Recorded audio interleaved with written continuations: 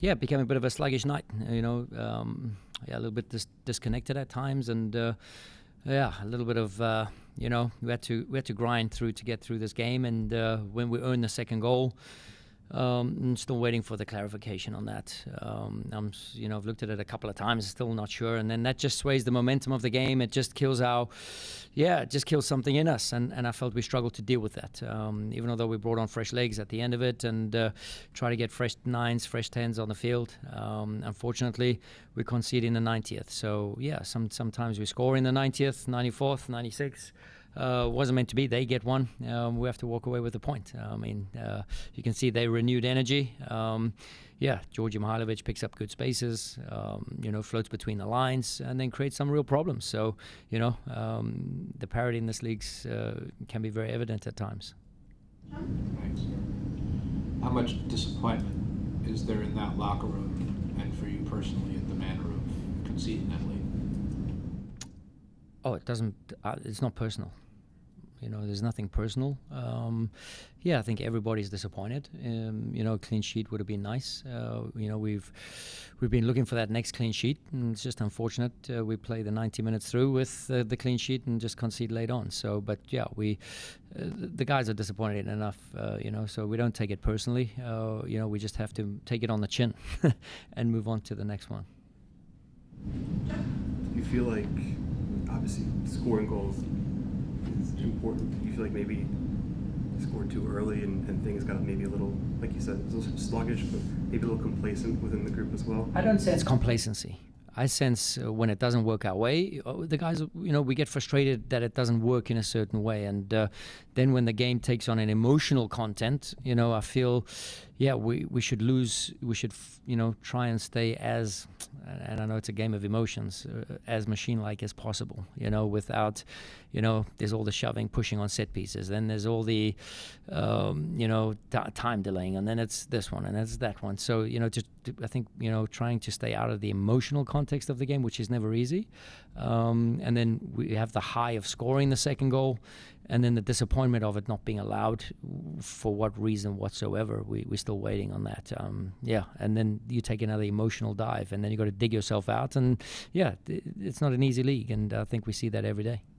What specifically in the first half were you noticing from your perspective after the goal that led to some of that sluggishness you were talking about? No, I think they closed down spaces pretty well. They went man for man in many moments, and we couldn't find our build-up spaces. And when the ball turns over, then we in defensive transition, we caught a little bit between the lines there with probably Jesus Bueno, Danley, Nate, and Kai, maybe a little bit further up the field than we would have liked at certain times. Just trying to find the overall control within that, and I said the frustration starts to creep in. So guys, I think I got to do more. I got to chase the game a little bit, and we were leading the game 1-0. No reason to need to chase the game.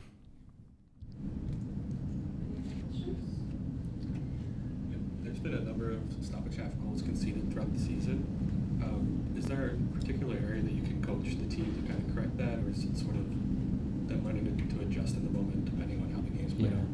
You're saying with us at the end of games? Yeah, or in the first half, second half. I agree with the first half one. I'm not sure about the second half one. I have to do the tally and see what's up.